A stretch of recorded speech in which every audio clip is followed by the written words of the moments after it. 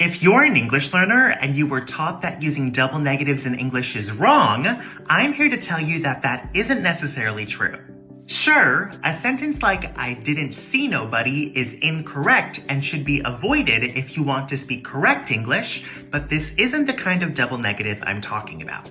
In English, if we want to say that something is always true, we can also say that it's never not true.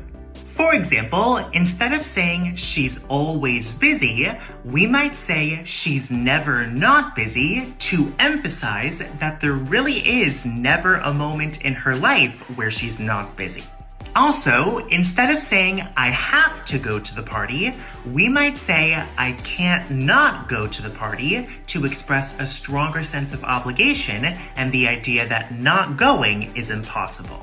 And if you want to give your English a more advanced touch, you can change a positive sentence to one with two negative phrases. For example, instead of saying I play baseball every day, you could say not a day goes by where I don't play baseball for extra emphasis, but this sounds a bit formal and isn't a double negative like the last two examples. Now practice using these phrases in the comments below.